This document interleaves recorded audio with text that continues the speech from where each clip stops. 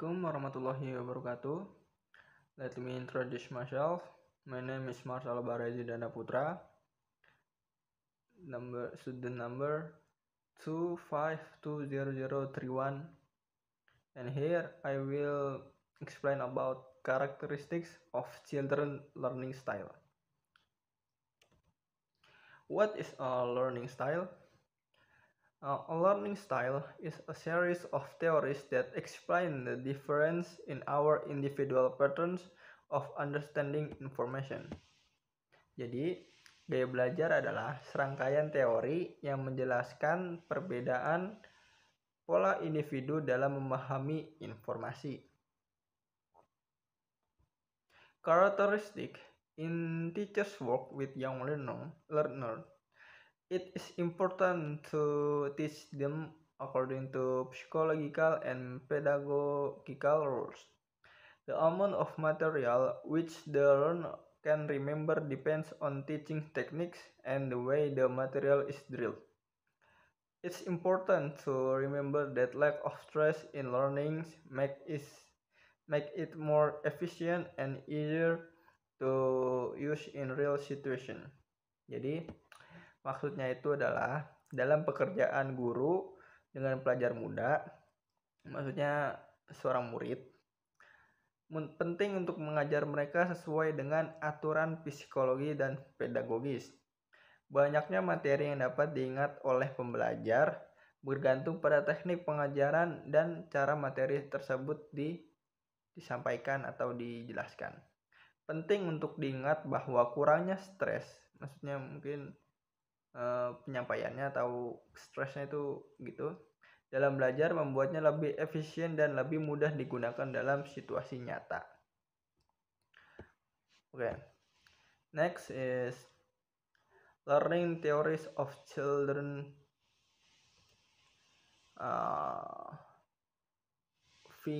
Learning theories of childhood from Vygotsky and Piaget. Vygotsky. Important terms in Vygotsky theory is number 1, development stage, number 2, zone proximal development, and number 3, scaffolding. And this material will be explained in my partner video. Okay, the next is Piaget. According to Piaget's theory, children's cognitive abilities develop gradually at different age range, including observing science, forcing a child's ability at an inappropriate development period. According to Piaget, will disrupt the child's golden period. Jadi, maksudnya itu adalah kemampuan kognitif anak berkembang secara bertahap pada rentang usia yang berbeda, termasuk mengamati sains. Memaksa kemampuan anak pada masa perkembangan yang tidak tepat menurut Piaget akan mengganggu masa emas anak. Jadi itu semuanya itu sudah sesuai porsi dan jatahnya masing-masing. Sudah ada tahap-tahapannya sendiri. Oke. Next is Piaget divide the cognitive development of children into 4 stage. Jadi Piaget ini membagikan atau menjabarkan tentang cognitive development ke 4 bagian. Yang pertama itu when they are toddler, 0 to 2 years old. Children have motor sensors ability to catch object around them. Jadi pada anak umur 0 sampai 2 tahun, si anak ini mempunyai sensor ability, kemampuan untuk menangkap objek di sekitar mereka. Number 2 is at the pre-positional stage 2 until 7 years, the child's cognitive activity begins with understanding reality with symbols. Jadi pada tahapan 2 sampai 7 tahun, perkembangan anak ini sudah mulai paham tentang kenyataan dari simbol gitu.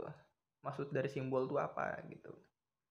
Number 3 is at the construct operational stage, which occur at the age of 7 until 11 years. Children are able to carry out logical thinking activities in dealing with physical object.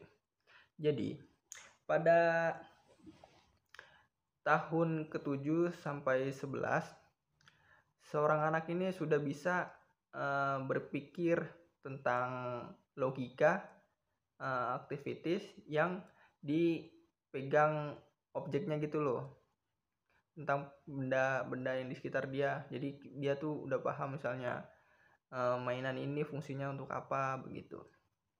Number 4 is at the formal operational stage 11 until 16. Children have been able to think abstractly and develop hypothesis logical. Jadi anak tuh sudah bisa berpikir secara abstrak dan menghipotesis secara logika. Just this for me. Thank you very much. Wassalamualaikum warahmatullahi wabarakatuh. Selanjutnya adalah teori development of children menurut Vygotsky. Vygotsky mengatakan bahwa perkembangan seorang anak itu sangat dipengaruhi oleh sosial budaya yang ditemukan di masyarakat. And the development stage, first, actual development stage, second, zone proximal development, and third, potential development stage. First, actual development stage. Jadi pada tahap perkembangan ini, anak sudah mampu memecahkan berbagai masalahnya dengan mandiri, namun masih pada tahap yang awal. Pada contohnya, ketika anak sudah masuk ke dunia formal pendidikan, guru akan memberikan seperti pretest atau soal ke muridnya untuk mengetahui keterampilan, pengalaman, dan pengetahuan yang sebenarnya dimiliki oleh anak tersebut. Dan ini masih pada tahap yang dasar. And then, zone proximal development, pada tahap ini adalah tahap proses pematangan di antara actual development stage dan potential development stage. And the last is potential development stage. Pada stage ini, anak sudah mulai terlihat potensinya. Jadi, pada tahap ini, anak sudah bisa benar-benar bisa memecahkan masalahnya sendiri dengan potensi yang dimiliki. Kemudian, di teori Vygotsky ada istilah scaffolding. Scaffolding is the effort of a teacher, or it can be practiced by parents, which is given to students to achieve success. The explanation of scaffolding also means a big help given to the little one at the beginning of learning. Jadi, scaffolding ini adalah bantuan yang diberikan kepada anak saat anak ada di stage development yang tadi sudah disebutkan. Jadi pada konsep pada scaffolding ini adalah guru atau bisa juga orang tua itu memberikan bantuan kepada anak tapi tidak diberikan secara terus-menerus. Berarti anak diberikan bantuan, kemudian bantuan itu dikurangi sedikit demi sedikit agar anak itu bisa mengembangkan potensinya secara maksimal. Next is Brunner theory. Brunner's theory is a theory of learning mathematics which consists of 3 stages, namely the enactive, iconic, and symbolic stages. So, according to Brunner, cognitive development also goes through 3 stages that are determined by how to view the environment, namely enactive, iconic, and symbolic. So, the first one is enactive. Pada tahap ini, anak akan terlibat dalam kegiatan belajar tentang their environment, yaitu tentang lingkungan mereka.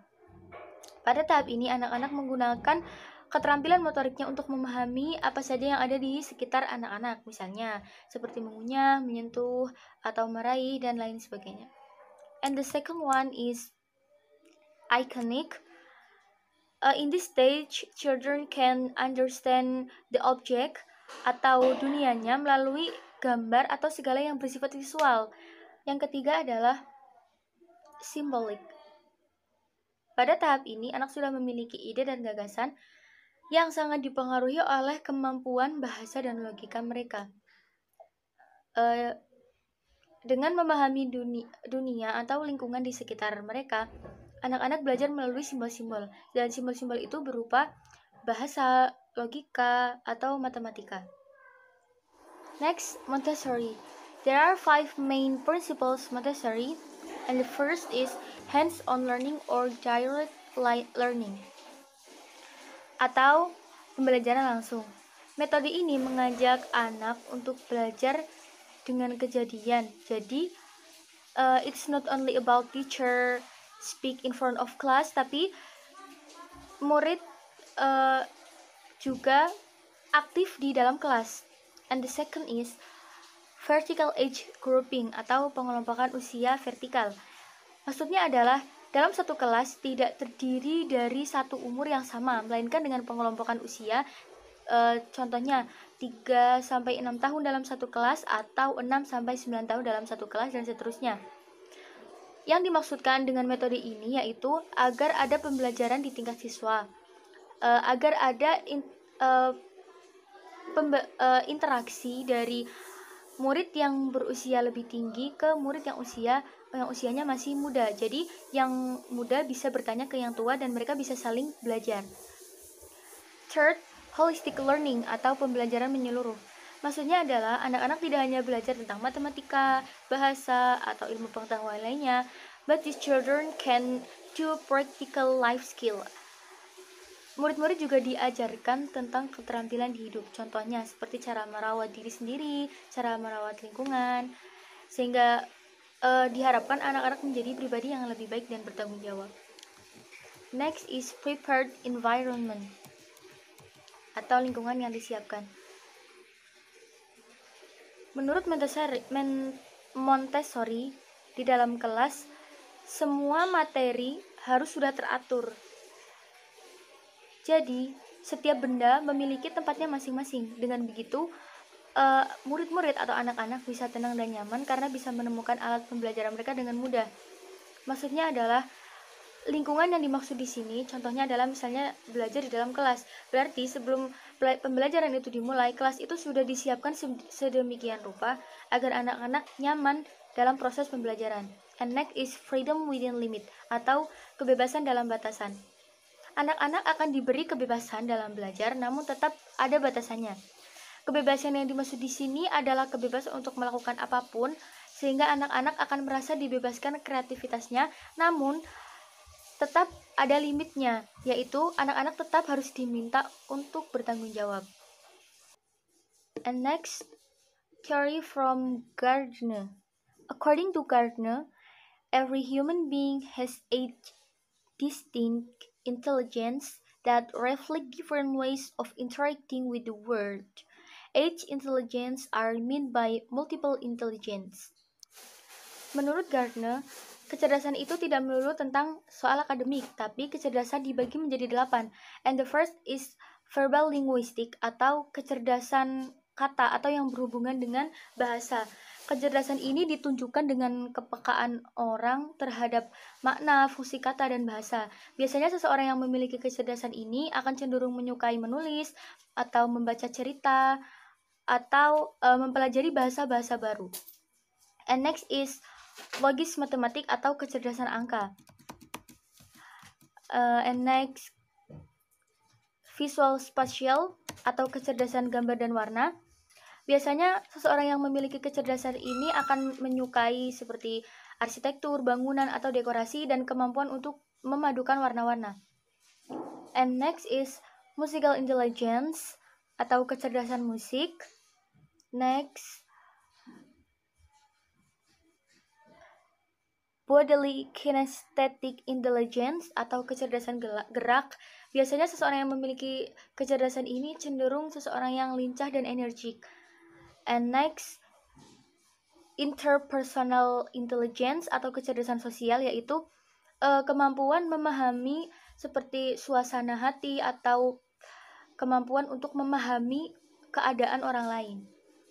And next, intrapersonal intelligence atau kecerdasan memahami diri sendiri. Kalau tadi yang interpersonal kan kemampuan memahami keadaan orang lain. Kalau yang intrapersonal itu kecerdasan memahami keadaan diri sendiri. And next is naturalist intelligence atau kecerdasan alam. Biasanya seseorang yang memiliki kecerdasan ini mampu membedakan anggota-anggota suatu spesies, seperti contohnya bisa membedakan jenis-jenis ikan, jenis kucing misalnya, dan cenderung menyukai atau senang merawat seperti hewan atau tumbuh-tumbuhan. Assalamualaikum warahmatullahi wabarakatuh. Saya Syamrotul Yanti Azharo, NIM 2520039. Di sini saya akan mempresentasikan materi 3 dari kelompok kami. Children grow and develop rapidly in their first 5 years across the four main areas of development, seperti communication and language, cognitive and social, dan emosional. Masa remaja awal itu adalah periode yang berbeda dari pertumbuhan dan perkembangan manusia yang terletak antara masa kanak-kanak dan remaja. Selama tahap siklus hidup yang luar biasa, remaja muda usia 10 hingga 15 tahun mengalami perubahan perkembangan yang cepat dan signifikan. Penelitian menunjukkan karakteristik khas remaja muda berkaitan dengan perkembangan fisik, kognitif, moral, psikologis, dan sosial emosional, serta perkembangan spiritual mereka. Saat memeriksa karakteristik perkembangan remaja muda, ada 2 peringatan yang perlu dipertimbangkan. Pertama, karakteristik perkembangan yang tumpang tindih dan saling terkait, masing-masing memengaruhi karakteristik lainnya. Karakteristik perkembangan fisik. Perkembangan fisik mengacu pada perubahan tubuh termasuk pertumbuhan, peningkatan keterampilan motorik kasar dan halus, dan kematangan biologis. Pada masa remaja awal, tubuh remaja muda mengalami lebih banyak perubahan perkembangan daripada waktu lainnya, kecuali sejak lahir pada usia sekitar 1-2 tahun. Pertumbuhan remaja muda dipercepat dan kebanyakan tidak merata. Seperti yang kita tahu, pertumbuhan perkembangan yang termasuk signifikan itu seperti tinggi badan, berat badan, dan ukuran organ internal, serta perubahan dalam sistem kerangka tubuh kita. Contohnya saja seperti pubertas pada wanita. Suatu fase atau perubahan fisiologis yang dipicu oleh pelepasan hormon yang dimulai pada masa remaja awal. Permulaan pubertas adalah periode perkembangan yang instan dengan hormon yang menandakan perkembangan karakteristik dari seseorang tersebut, seperti karakteristik perkembangan payudaranya ataupun perkembangan pada rambut dan wajah pada anak laki-laki. Sedangkan pada anak perempuan cenderung menjadi dewasa atau dia akan kelihatan lebih tua daripada si anak laki-laki. Perkembangan fisik seringkali mempengaruhi perkembangan emosional, psikologis, dan sosial remaja. Misalnya seperti guru atau seorang konselor bimbingan atau BK. Atau saja malah orang tua dapat mengurangi kekhawatiran remaja muda tentang perkembangan fisiknya dengan menjelaskan bahwa perubahan seperti itu wajar dan itu tuh hal yang umum. Yang kedua, karakteristik perkembangan emosi sosial. Perkembangan sosial emosional menyangkut kapasitas seseorang untuk interaksi yang matang dengan individu dan kelompoknya, maupun individu antar individu. Pada masa remaja awal, kematangan sosial emosional sering tertinggal dari perkembangan fisik dan intelektual. Walaupun hal ini tuh berkaitan antara fisik dan emosi anak-anak, namun si emosional itu lebih kepacu dengan lingkungan juga.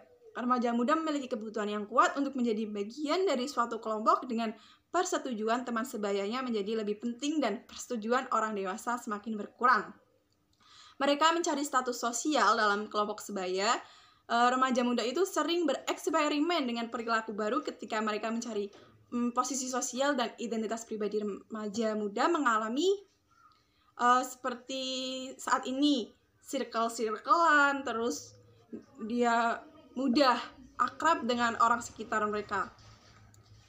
Kemudian perkembangan sosial dan emosional yang positif itu adalah hal yang penting dan sangat mempengaruhi perkembangan anak tersebut.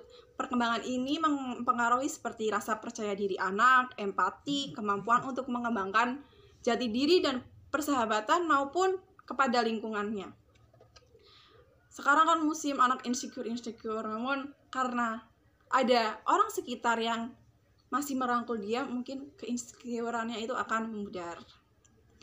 Perkembangan sosial dan emosional anak-anak juga mempengaruhi semua bidang perkembangan lainnya, mungkin saja seperti remaja yang memberontak terhadap orang tuanya atau orang dewasa mereka, namun mereka tuh cenderung membela diri sendiri ataupun cenderung bergantung pada mereka. Jadi ketika mengalami penolakan dari orang dewasa, remaja muda tersebut atau anak-anak itu mungkin mencari lingkungan sosial yang tampaknya aman dari kelompok mereka atau yang menurut dia bisa satu pemikiran gitu. Yang ketiga, ada poin karakteristik perkembangan kognitif. Kognitif sendiri mengacu pada proses berpikir dan memori, dan perkembangan kognitif tersendiri itu mengacu pada perubahan jangka panjang dalam proses perkembangan anak ini. Perkembangan kognitif itu berarti bagaimana cara anak-anak berpikir, mengeksplorasi, dan mencari tahu. Ini adalah pengembangan pengetahuan serta keterampilan untuk membantu anak-anak berpikir dan memahami dunia yang keras ini yang ada di sekitar mereka. Perkembangan otak yang merupakan bagian dari perkembangan kognitif itu sangat mempengaruhi tingkat perilaku anak-anak tersebut. Sebagai orang tua, mungkin ada pentingnya untuk mendorong perkembangan kognitif seorang anak, dan segera, misal ada bayi lahir, segera setelah ia lahir, memberikan dasar bagi keberhasilan anak pada sekolah maupun kehidupan sehari-harinya untuk keberhasilan dia di kemudian hari. Contohnya, di rumah, orang tua dapat mendorong kemampuan intelektual anak-anak mereka dengan membantu anak-anak memahami dunia di sekitar mereka, berawal dari hal-hal kecil yang ada di sekitar mereka, lingkungannya gitu. Saat bayi atau anak-anak tersebut menunjukkan minat pada suatu objek yang orang tua sebutkan tadi, mungkin hal tersebut dapat membantu anak dan menyentuh jiwa motorik anak itu untuk mengeksplorasi objek tersebut, dan dia dapat berkembang secara baik. Sekian presentasi dari saya. Mohon maaf apabila ada kesalahan. Wassalamualaikum warahmatullahi wabarakatuh.